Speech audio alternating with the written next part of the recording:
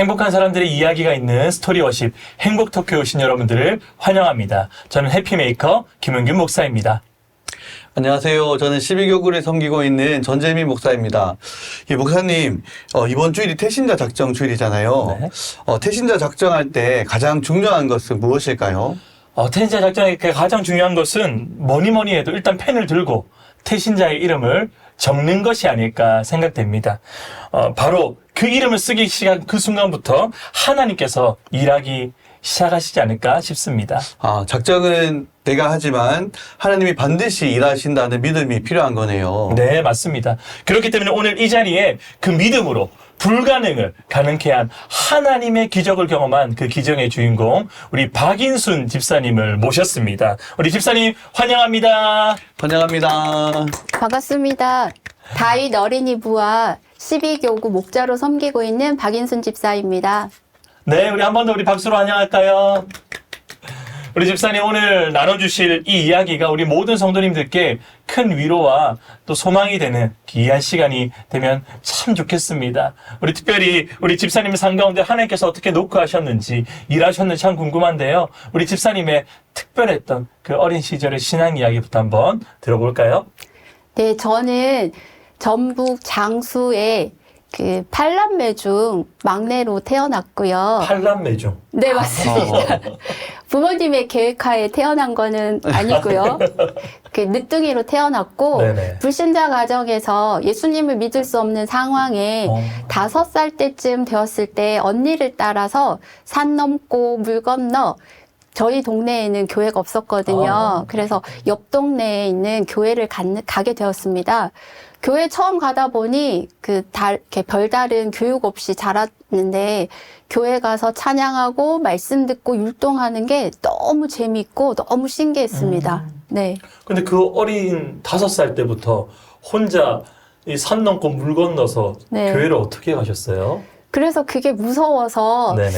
동네 친구들을 좀 끌어모았거든요. 그래서 동네 친구들 손잡고 매주 이제 교회를 가게 되었는데 지금 생각해 보니까 그게 아마 제 인생의 첫 전도였던 것 같습니다. 자연스럽게 네. 나의 무서움을 극복하기 위해서. 네, 맞습니다.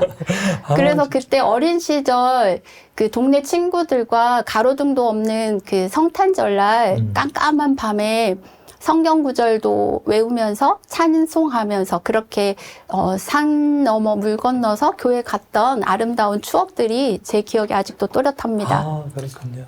네, 그런데 그 행복했던 교회 생활 가운데 큰 시련이 있었다고요? 네, 제가 초등학교 4학년 때쯤 농사일로 바쁘셨던 부모님이 저에게 별 관심이 없으셨거든요. 근데 어느 날 아버님이 이제 제가 교회 다닌다는 사실을 알고 엄청 화가 나셔서 제가 그날 매도 맞고 교회 다니게 되면 호적에서 파시겠다. 그러고 집에서 이렇게 쫓아내셨거든요. 아이고. 그래서 밤새 담 밖에서 밤새 울며 하나님께 기도했던 기억들이 있어요. 네네. 그래서 하나님, 저는 교회 다니는 게 너무 좋은데 부모님의 반대를 무릅쓰고 교회 가기까지가 제가 조금 힘들어요. 하나님 어떻게 하면 좋을까요? 하나님 도와주세요. 그렇게 밤새 울며 기도했던 기억들이 있거든요. 네네.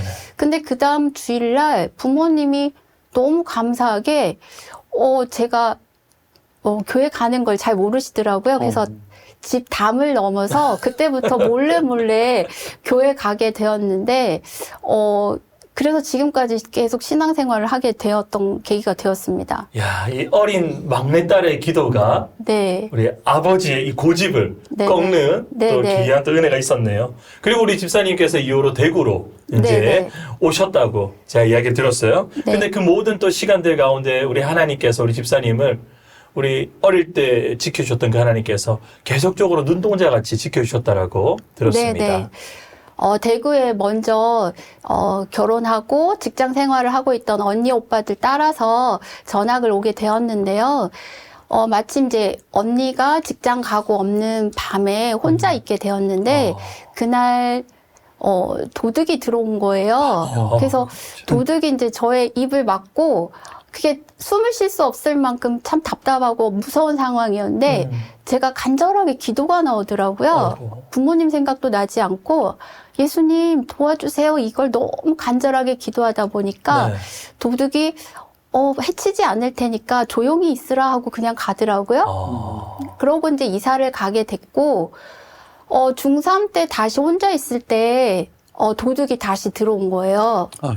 그때도 하나님께 기도했을 때, 하나님께서 아무 일 없이 저를 네. 보호해 주셨고, 고등학교 1학년 때, 하굣길에, 집에 이렇게 오는 길에, 그때는 이제 강도를 만났어요. 아이고. 네, 뒤에서 이제 칼을 들고 저에게 이렇게 위협을 하는 상황이었는데, 그때도 제가 하나님께 엄청 또 간절하게 기도했던 것 같아요. 네. 하나님 살려달라고, 도와달라고.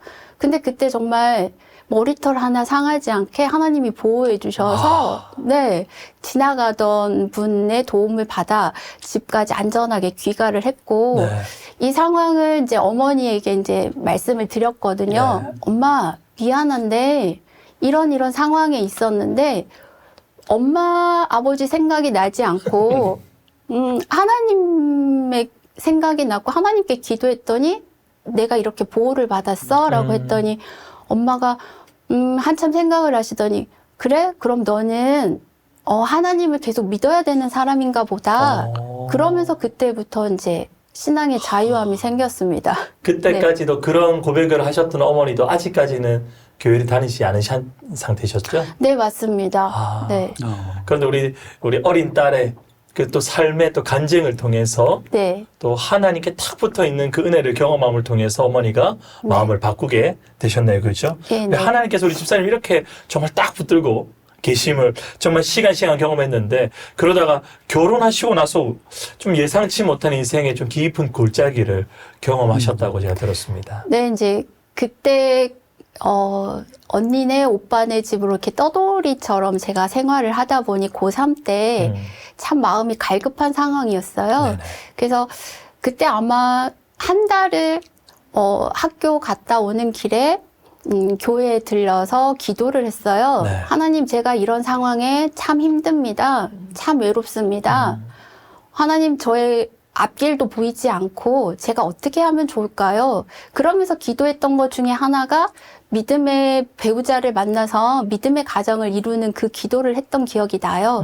그래서 하나님이 그 기도를 들어주셨는지 제가 믿음의 가정에 5대째 남편을 만나서 믿음의 가정을 이루었습니다. 아, 우리 남편분이 믿음의 5대 가정. 네, 맞습니다. 아, 굉장히 믿음의 뿌리가 깊으신 네, 가정이었네요. 그죠? 네, 네. 그럼 그런 우리 남편분을 만나셨는데, 근데 그 다음부터 또 일어난 또 일들이 또 있었다고 제가 들었어요. 네, 믿음의 가정에 결혼을 하고 정말 예배의 자유가 있었고 하나님을 마음껏 또 예배하고 봉사할 수 있는 기회들에 너무 감사했는데 첫 아이가 태어나고 한 첫 돌쯤 지나게 되었을 때 남편이 이유 없는 좀 질병이 찾아왔어요. 원인 없이. 그래서 하던 일을 멈추게 되었고 네. 남편의 질병과 또 중이염을 앓던 아이 때문에 참 고난의 세월들이 이제 시작이 되었고, 제가 가장 아닌 가장이 되었고, 네, 그런 삶을 살다 보니, 하나님이 때로는 없는 것 같고, 예전에 힘든 고난의 시간을 보냈을 때는 기도 응답도 있어서 하나님 참 감사했는데, 삶의 10년 동안 여러 가지 삶을 살다 보니 참 쫓기는 삶들이 연속이더라고요. 그래서 하나님의 부재가 조금 더 느껴지는 시기였던 것 같습니다. 그래요. 사실 이 육체적인 어떤 질병이나 뭐 우리가 겪게 되는 어떤 물리적인 고통도 고통이지만, 우리 집사님이 방금 말씀하셨던 것처럼 어릴 때 하나님께서 우리 집사님 가운데 틈날 때마다 일하시고 응답하셨던 그 하나님께서 그 기간 가운데는 마치 좀 응답을 멈추신 것만 같은 네. 그런 시간을 좀 보내셨어요. 그죠? 네, 마치 맞습니다. 영적인 방과 같았어요. 그죠? 네, 네. 집사님 그때 좀 어떤 마음이셨어요? 그때 계속 제가 하나님 말씀 가운데 그 사망의 음침한 골짜기를 다닐지라도 내가 해를 두려워하지 아니하면 주의 지팡이와 막대기가 나를 안위하신다라는 말씀을 붙들고 있었는데요. 마치 이스라엘 백성들이 애굽에서 종살이 하던 그 세월처럼 하나님의 부재 때문에 많이 힘들었잖아요. 저 또한 하나님께 삶의 봉사로 직장과 가정에 그리고 교회 봉사들을 했지만 하나님이 없는 것 같은 나의 삶에 기도의 응답도 없고 하나님이 나에게 무관심한 것 같은 무응답하시는 그런 세월들이 너무 힘든 거예요. 그래서 영적인 갈급함과 저의 공허함들이 더 커져갔던 것 같습니다. 이 집사님 10년의 광야와 같은 시간을 보내셨네요. 네.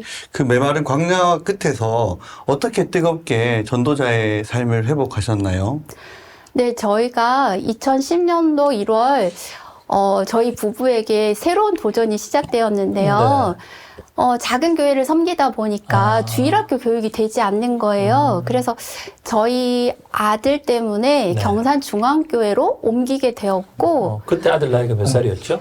초등학교 5학년이었습니다. 초등학교 5학년, 12살. 네네. 그 소년부에 아들은 넣고 저희는 이제 본당 그레이스홀에 딱 들어섰는데 마치 하나님께서 저희를 안아주시는 것처럼 마치 오래전 저를 기다리고 계셨던 것처럼 하나님의 그 임재를 느끼는데 저희 부부가 그 예배 시간에 정말 그 은혜에 충분한 은혜를 누리면서 눈물을 좀 많이 흘렸던 시간이에요. 그래서 은혜를 가득 안고 아들을 만났는데 아들도 또 궁금하잖아요. 네, 그렇죠. 아들 예배가 어땠어? 라고 물어보니 엄마 예배가 완전 내 스타일이야 라고 내 스타일이야? 네, 내 스타일이야 라고 말해주니까 저희도 그러면 됐다. 그러면서 이제 예배가 회복되고 예배가 회복되니까 삶도 회복되고 그렇게 놀라운 변화가 저희 가정에 시작되었습니다. 네. 꼭 그 기도 제목 있잖아요. 본당문을 열기만 해도 주님께서 네. 은혜를 또 주시기를 늘 기도하는데 딱 우리 네. 집사님 가정이 본당문을 열고 딱 들어오는 그 순간 주님께서 주시는 은혜를 풍성하게 경험하셨던 것 맞습니다, 같아요. 목사님. 네. 우리 그럼 집사님뿐만 아니라 우리 아들뿐만 아니라 우리 남편 우리 집사님은 또 동일한 마음으로 같이 맞습니다, 목사님. 그래서 저희가 이제 경산중앙교회 오면서 1년을 예배를 회복시키고 그다음부터 이제 주일학교 교사로 섬기면서 행복한 교회 생활을 하게 됐죠. 그렇군요. 역시 예배가 살아야 우리의 이 인생이나 삶이 살아나는 것 같습니다. 그럼 결국 그런 회복의 에너지, 우리 주님께서 우리 집사님 가정 가운데 주셨던 그 회복의 그 힘이 행복한 사람들의 축제, 우리 행축을 통해서 전도의 열매로까지 이어지게 되었다고 들었는데 우리 집사님 그 이야기 한번 해주시겠어요? 네, 제가 2013년도 병원에서 근무할 때인데요. 이제 행축 시즌이 되었고 친구를 초청하게 되었어요. 그래서 예배 자리에 그 친구가 하나님을 만나기를 기도했는데 그날 하나님께서는 저에게 집중해 주시더라고요. 그래서 하나님 저의 마음 가운데 찾아오셔서 사랑하는 딸아 내가 너를 참 사랑한단다. 근데 사랑하는 아들이 있는데 이 사랑하는 아들 네가 좀 맡아줄래? 라는 물음을 하시는 거예요. 그래서 제가 그때 남편이 참 아픈 시기였거든요. 그래서 하나님 왜요? 라고 다시 질문을 했어요. 그랬더니 하나님이 세상에 많은 사람이 있는데 이 아들을 감당할 사람이 아무도 없어. 너밖에 없어. 라고 하시는 거예요. 그래서 예 라고 답을 하고 하나님 다시 음성을 주시는 거예요. 근데 사랑하는 아들이 하나 더 있단다. 그 아들도 네가 맡아주겠니? 라는 거예요. 그 아들이 늘 중이염으로 기관지염으로 연약했던 아들이거든요. 그 아들도 맡아달라는 말씀에 알겠습니다 하나님 이렇게 답을 하고 제 삶에 하나님 때로는 왜요? 라는 질문들을 참 많이 했거든요. 기도 가운데 하나님 저는 이렇게 해서 외롭고 하나님 제 삶은 왜 이렇게 공허할까요? 하나님 저는 늘 하나님이 기쁨이 되고 싶은데 제가 어떤 삶을 살아야 되지요? 라고 했더니 하나님께서 사랑하는 딸아 너는 내가 있지 않니? 너는 내가 너와 함께 할 거고 너의 필요를 다 채워줄 건데 근데 세상에 나를 알지 못하는 사람들이 너무 많아. 그 사람들을 네가 돌봐줄 수 없겠니? 라는 주님의 음성이 들렸고 그 다음부터 하나님 제가 예배의 자리에 삶의 자리에서 저를 찾아오는 사람들에게 저를 통해서 위로받고 하나님을 전하는 삶을 좀 살고 싶습니다. 라는 고백을 하게 되었습니다. 그러셨군요. 사실은 행축 때 다른 친구를 데리고 왔는데 네네. 친구에게 물론 역사하셨겠지만 그 친구 이전에 우리 집사님의 네, 마음을 맞습니다. 먼저 네. 위로하시고 회복하시고 어떻게 보면 행축 자리에서 집사님을 전도자의 부르심으로 네네. 우리 남편과 아들 그리고 이웃을 전도하고 회복하는 사람으로 세우셨네요. 그죠? 네, 맞습니다, 목사님. 좋습니다.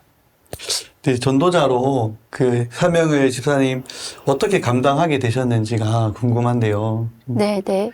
나눠주실 수 있어요? 제가 그 병원에서 면접을 통해서 이제 신입사원을 채용하는 시기가 있었어요. 네.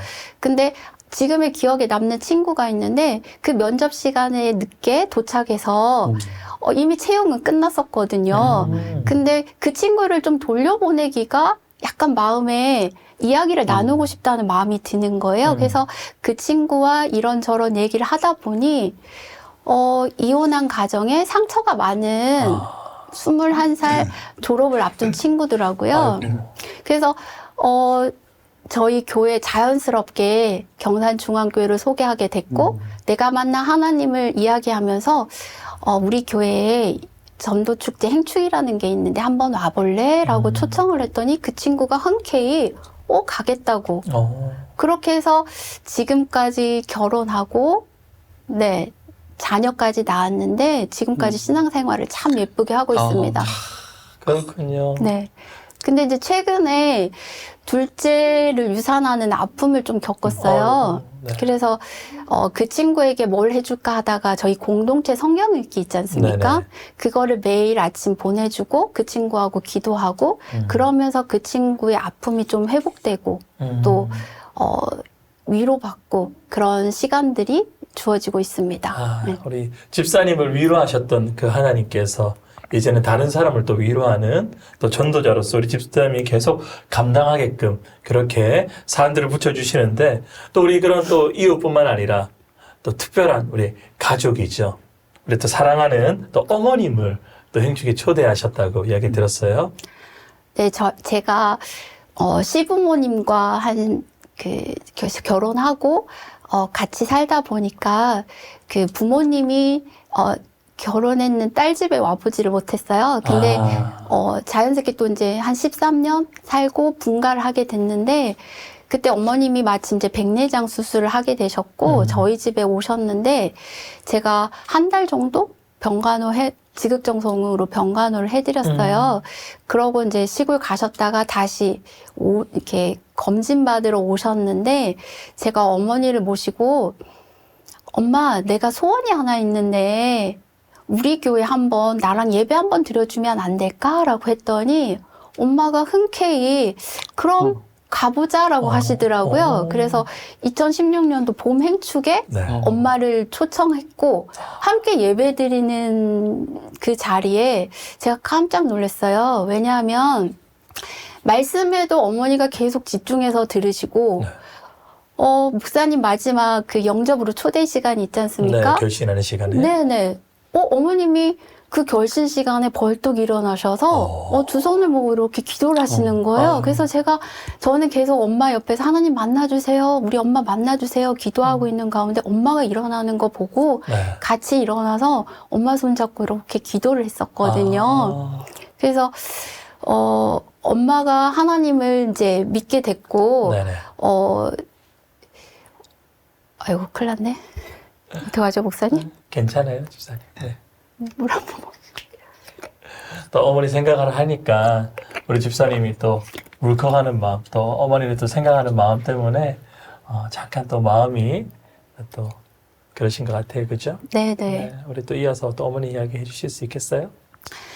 네, 엄마가 그렇게 이제 하나님을 만나게 되었고, 저희 교회 이제 등록까지 하게 되었습니다. 네. 근데 실은 엄마가 저희 교회 오래 있지는 못했어요. 네. 시골로 다시 내려가셨고, 고향에 있는 교회에 이제 다니게 되셨고, 거기에 이제 한글 학교도 다니고, 네. 또 헌금도 하셨다 하더라고요. 그래서 그렇게 이제 신앙생활을 조금씩 네. 하던 중이었는데, 근데 형제들은 아무도 몰랐어요, 실은. 아, 교회 다니신지 네, 몰랐네요. 왜냐하면 그죠? 저희가 좀 불신 가정에 이제 불교 집안이다 보니 형제들의 좀 그런 반대도 있었거든요. 네.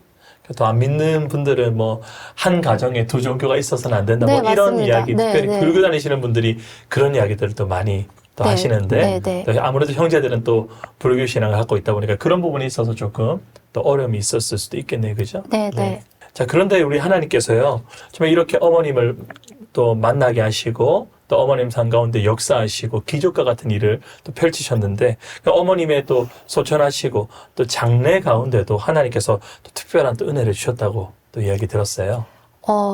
2021년도 3월이었거든요. 네. 그때 코로나가 한참 좀 그 긴장 가운데 어려운 상황이었잖아요. 그렇죠. 늘 엄마에 대한 그 장래에 기독교 장래로 치르고 싶다라는 소망이 있었어요. 네. 나중에. 근데 제가 8남매 중에 막내다 보니까 그 형제들에게 이렇게 말을 할 수 없는 상황이었거든요.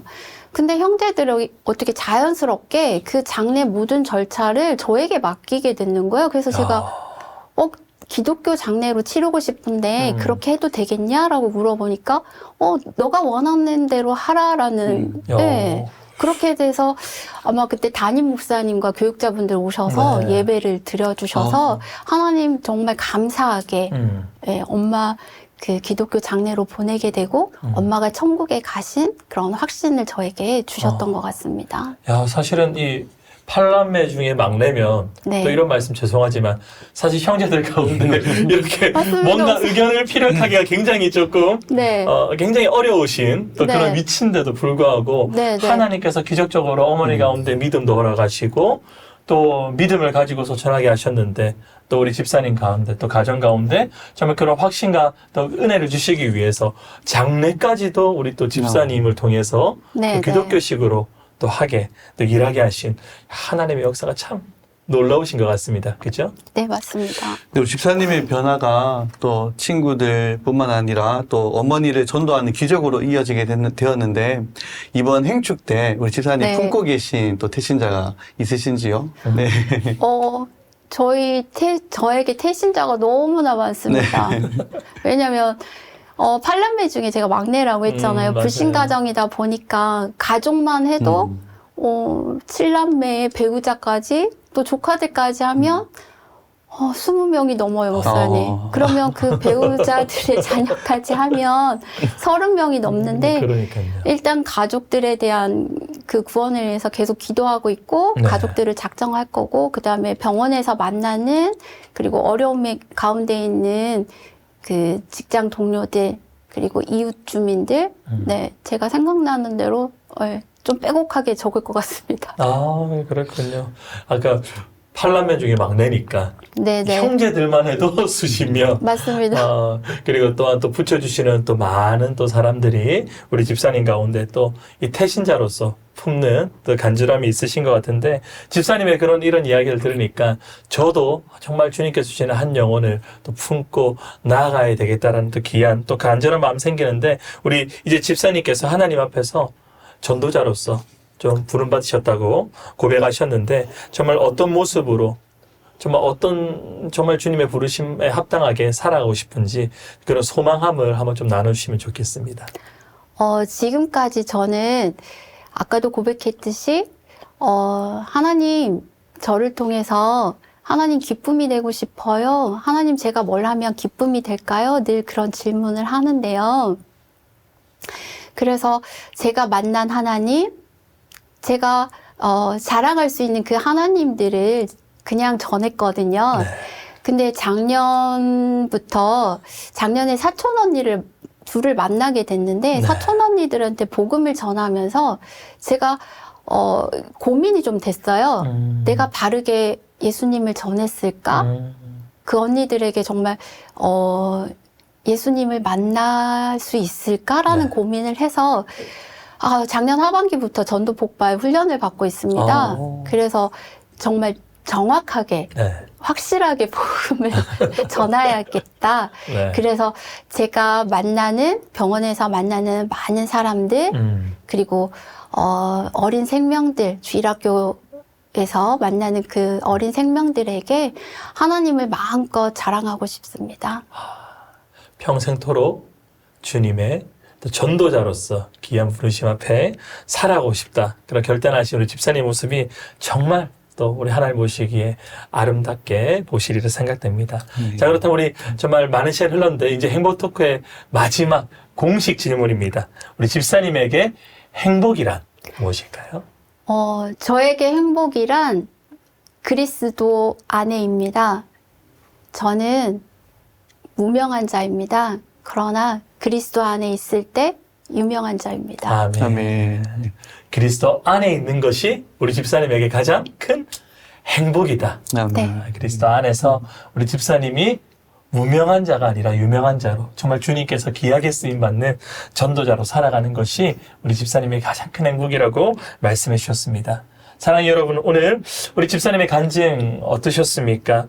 우리 집사님의 간증을 들으면서 우리 예레미야 말씀이 떠오르네요. 너는 내게 부르짖으라 내가 내게 응답하겠고 내가 알지 못하는 크고 은밀한 일을 내게 보이리라. 이 약속의 말씀, 정말 이 약속의 말씀이 우리 집사님의 삶 가운데 정말 풍성하게 나타나는 것을 경험하는 귀한 시간이었습니다. 우리가 이런 약속의 말씀을 붙들고 우리도 집사님처럼 기도함으로 나아간다고 한다면 이번 태신자 작전뿐만 아니죠. 이어지는 행축까지 하나님의 놀라운 기적의 주인공이 될 수 있는 줄 믿습니다. 아멘. 자, 그렇다면 우리 마지막으로 우리 인사하고 마치고 싶은데요. 제가 주님 안에서 하면 우리 두 손을 뻗어서 행복하세요라고 인사하고 우리 행복 토크를 마치도록 하겠습니다. 주님 안에서 행복하세요.